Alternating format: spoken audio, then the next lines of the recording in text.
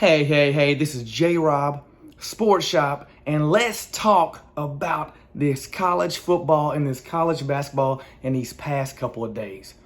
If you are watching football right now, I know you are in for some excitement. You've got some things going through your head. You want to, if your team's going to win, who's the next upset going to be? Let's first talk about Alabama and Auburn. Man, I could eat my words saying a two-loss Alabama team should be in over Cincinnati. I don't think a one-loss Alabama team should be in the college playoff with the way they play today. I would be shocked if they didn't get drilled by 14 plus against Georgia. You can never count Saban out. Never count Saban out. But that's the worst offensive line I've seen play in a while. That's in the top 10. And again, I don't want to be over dramatic with it, but they got manhandled on that front. They did. They won when it counted. You know, like they did. They had some mistakes and some players that were injured, but that line was bad. That line was very, very bad. Not for a team like they should beat Auburn with some people being out. They should kill them with people being out and with what they have on that field right now. But they are struggling. There's some chemistry missing. I don't know what it is. They haven't really looked right this whole season, to be quite honest with you. Arkansas gave them a tough game, and I'm not saying that they shouldn't give them a tough game, but it's just not the typical Alabama team you're used to. Not the typical disciplined, tough, job at hand. And let's let the cat out of the bag with the speech that Nick Saban did, just trying to get his team to fired up.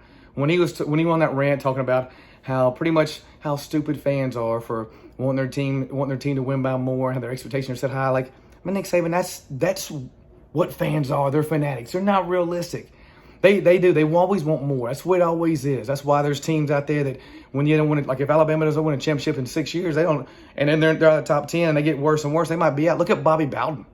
You know, he got pretty much run out, and he was on top of the world for the longest amount of time. So it plays a role. It also gives you your salary a lot higher than what it is. I see what he was doing. He was trying to uplift his players and say like nobody wants to win more than them, but it didn't really matter because they're just not ready.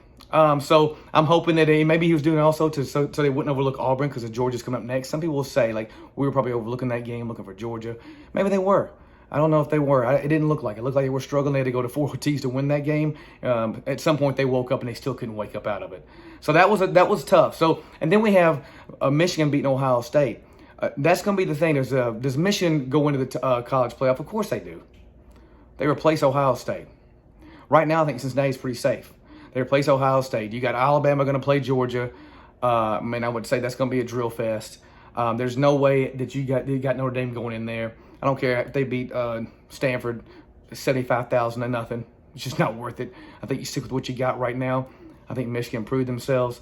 I think that I think if Alabama somehow wins, okay, they're staying in there. But who replaces Alabama in the top 4? I don't know. Time will tell. You know, some will say, well, Notre Dame deserves to be there. Maybe they do. But maybe there'll be a college championship that beats them out of it.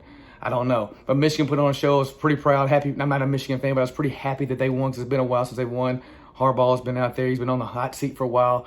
This hopefully got him off it for a little bit. I think he just needed his big break like a lot of coaches do, and I think he got it. So congratulations to him. And I hate it for Ohio State because they've had a good run too as well because you don't want to see a team lose. But, hey, somebody has to win, somebody has to lose, right? And then I want to talk about college basketball just a little bit. Let's talk about Memphis getting drilled by Iowa State last night.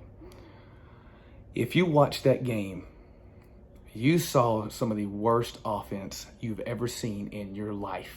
It was like watching a 5th grade basketball team in rec league trying to play offense, and you're like the dad, just please son, just throw it up in the air and hope it goes in. That's what I felt like I was watching with them. Now their defense was top notch, but they have got too much talent to have that bad. I don't even know what it is. I don't know. It's not the players. I think the players are athletic enough. I think the coaches. You got Larry Brown on the staff. I will say Penny Hardaway still remotely new. He's only 4 years into the college system. Rasheed Wallace has, as far as I know, has 0 coaching experience at the college level at all. So I don't think he has much to do with anything besides just being there for support and maybe coaching players and big men down low. But he'll grow into something, I'm sure. But I don't know why they couldn't run a play, why their passes look. At some point I thought they were trying to give the game away. I was like, are they in the point spread? There's a point spread for them not to get to 20 points today because they're not going to get there. They were shooting horse shots. You know, the horse shot you play with your friends, bounce off the rim, off your head, go in the goal. 2 dribbles, throw off your leg. That was what I felt like I was watching. It was horrible to watch. It was really, really frustrating to watch. And I'm not saying, I'm going to go out there and do much better, but I'm going to tell you right now, I haven't seen that better offense in a long time in any top 25 team.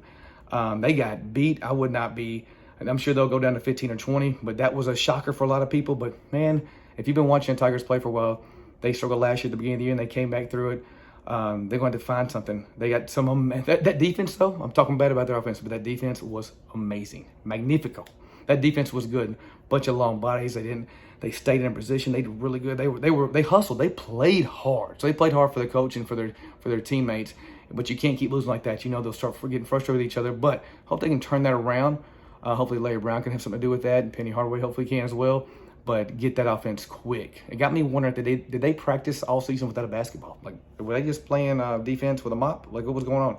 So that's Memphis and Ohio State. Then it's all about another game that was last night that everybody thought that was going to be. I mean, somebody told me on Thanksgiving that Gonzaga's going undefeated.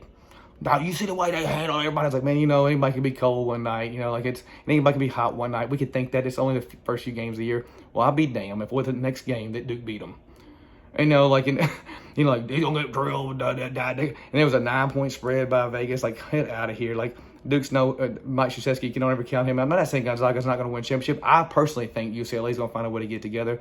And I hate to make predictions so early, but I think they have the best talent to win the national championship, even though Gonzaga's on fire right now. Also, actually, they're not on fire right now because they just lost. But you can see Gonzaga can.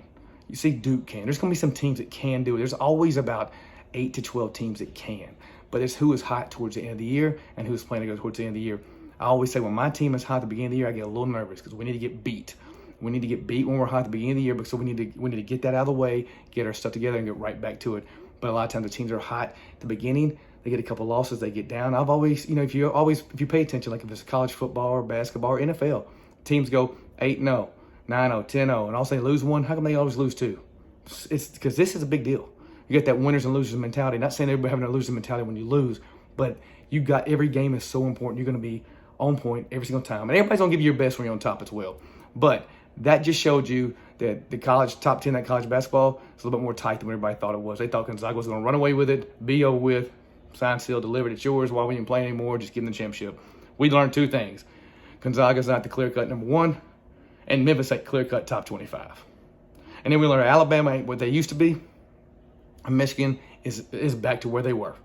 So, hope you guys enjoyed this weekend of college sports. Just want to give you a quick rundown of some things I saw just for the 4 big topics here. I love it. If you got any questions, comments, let me know. If you got some disagreements, let me know. Let's just talk sports. Let's talk shop. Let's have some fun with it. Let's enjoy life, and let's talk sports, baby.